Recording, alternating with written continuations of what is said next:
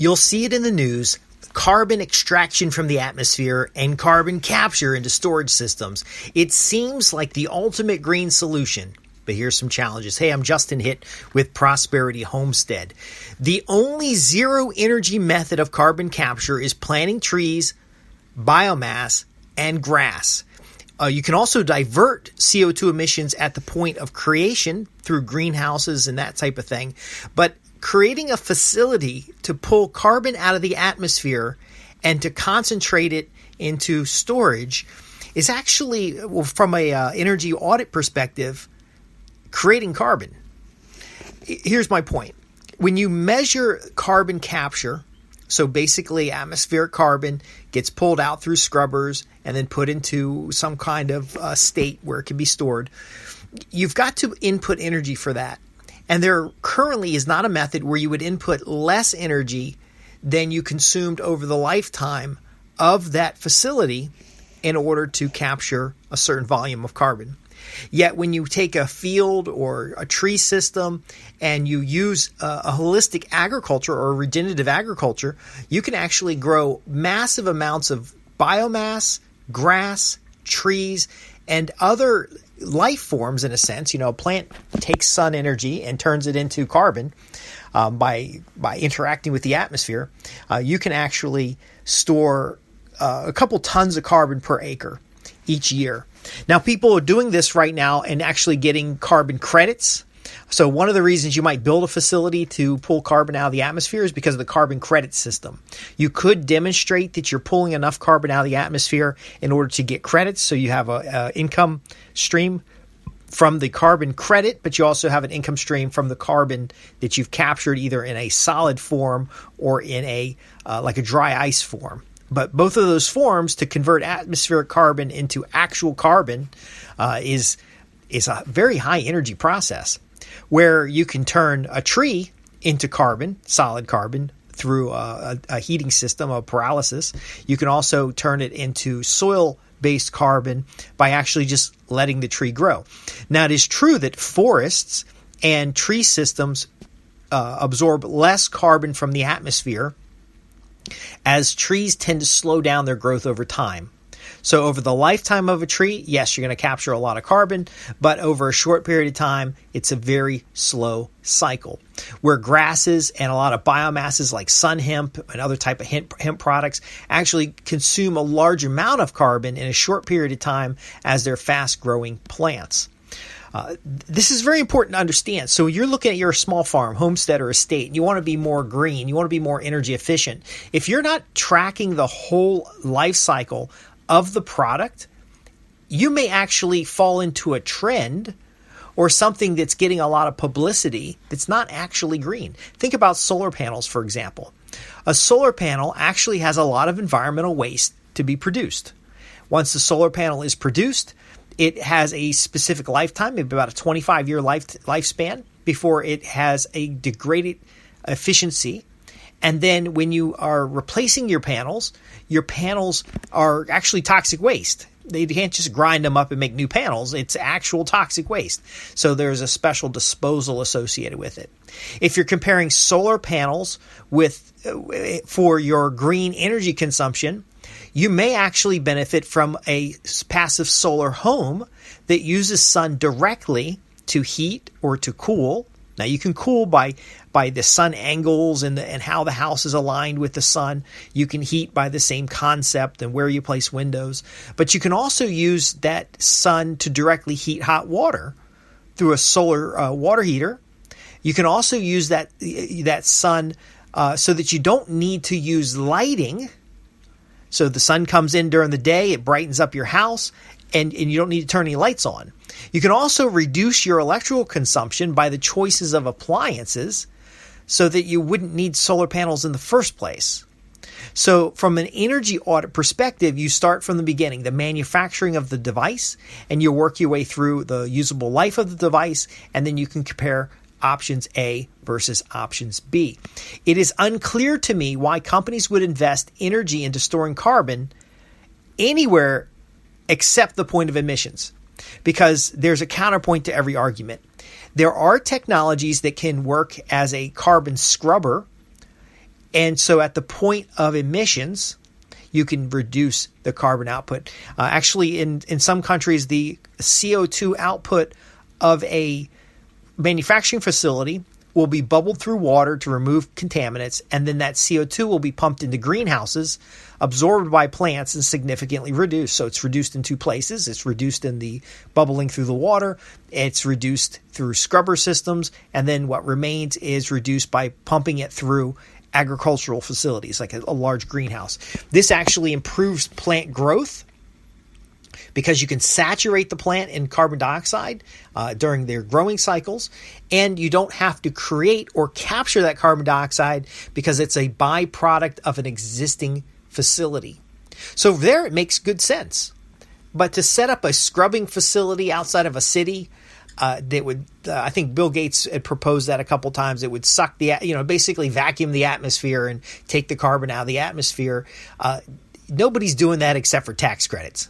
They're doing that because they're going to sell the carbon credits. They're doing that because some government incentive program is going to be put together.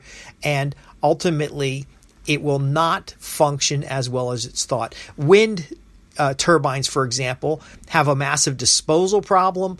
They're harmful in the environment. Some of them have oscillation problems that actually vibrate the ground and cause birds not to get anywhere near them and actually damage the habitat from that perspective. There's also the tying up of land. Solar panels and windmills very often tie up land and make it less productive. So you can't have large agricultural systems.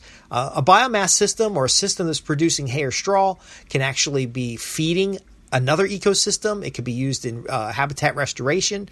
Another place that captures a lot of carbon that people don't talk about is your riparian areas or your bog areas. So that edge of the water where you have the water interaction and the soil interaction, a large amount of carbon is captured there. In fact, that's where oil comes from thousands and thousands of years ago, hundreds of thousands of years ago. We're burning old plants, basically. But there are different habitat environments. Now, I'm not saying you want to isolate areas and put them in these different habitats, but what I am saying is that we should be thinking about how carbon is naturally stored in the environment with zero energy inputs. Okay, so that might mean leaving bogs and swamps and other types of things that are near the shoreline, leaving them in place. Using canal systems, for example, instead of dredging out the whole environment. The Dismal Swamp near Virginia Beach is an example. Rather than dredging out the whole environment, they actually have canals through the area. So it is useful space, but it's still doing that carbon capture. Now, some challenges exist with natural systems. You can have forest fires. You can have the Dismal Swamp bog caught on fire one time and it burned for like months. But there are ways of cultivating natural systems. So your use of cover crops, the use of no-till or minimal tillage, the use of regenerative feed systems where you're actually running animals over land, and you're running animals over land using what's called mob grazing so that you can feed them on the carbon, the grasses that are there, but their waste is more quickly incorporated into the soil to create additional plant growth. So rather than having like a feedlot where you're bringing food to the animals, you're simply moving the animals through land in a more natural approach. This is how bison and buffalo and such were moving across the plains quite a long time ago. You can also allow grasses to grow much taller and have less frequent mowing, so that you're able to capture that biomass and then pelletize the biomass and use it for another purpose. But there's also like recirculators and other ways of burning materials more completely so that we don't have that exhaust of our CO2 into the atmosphere. Now, I know there's a lot of talk about CO2. Methane is a challenge as well. There are other chemicals that are released into the atmosphere. I think really when we're talking renewable energy, we need to do what's called an energy audit. We need to look at the energy inputs and outputs over the entire life cycle of a product so that we can identify what is most cost effective, what is most impactful on the environment or corrective to the environment. And then we drive innovation. When the government subsidizes solar panels, wind farms, electric cars, It staggers innovation. If these vehicles and these energy producing devices are not doing their part, but are incentivized for purchase, are publicized as being green, we're going to end up with a bunch of stuff that we're just going to have the same problem later. You know, there were electric cars before, and they're great in cities, not so great in the rural areas. Our trains are hybrid electric vehicles. But again, there's nuclear power. There's other options that are available. Some countries use incinerators to create electricity, and they actually have zero emissions because of how they scrub at the point of production, all the CO2 and any waste gases. And we have, again, the opportunity to how we maintain our land so that we can capture carbon into the soil and put it to productive use. What would you rather have? Some giant factory sucking the air from overhead and packaging up the carbon for resale and not looking at the transportation of the carbon? Where are you going to store all this carbon you're taking out of the atmosphere? Well, I would argue that if we use plant systems, if we use a more consistent agricultural system or regenerative farming system, that we can actually put that carbon in the soil. We can put that carbon into consumable vegetables and meat product. We can put that carbon where it can be best utilized while retained, and we all benefit from it. So energy audits is about how we look at waste and recycling and where inputs and outputs you move across a timeline. And it's a really beneficial approach. If you want to look at your property, because we want to think globally but act locally, if you want to look at your property, contact my offices at www.prosperityhomestead.org, and we can talk specifically about your challenges.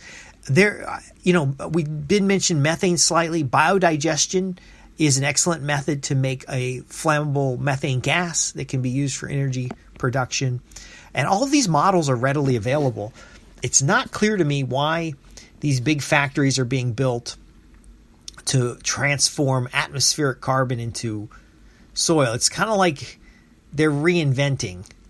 Now, yes, we could plant better. We could build multi-tier plant systems. We could have forest land that was managed differently. But again, let's act locally. What can you do on your property to reduce energy consumption, to increase the amount of carbon captured and utilized on your property, and overall produce a more sustainable, lower input outcome? So whatever you're growing, it takes fewer inputs to get maximum outputs. I'm Justin Hitt with Prosperity Homestead, where I'm here to help you with your small farm, homestead, or estate, helping you to be more green, but actually reduce your inputs, amplify your outputs, and have a sustainable future. Thanks for listening.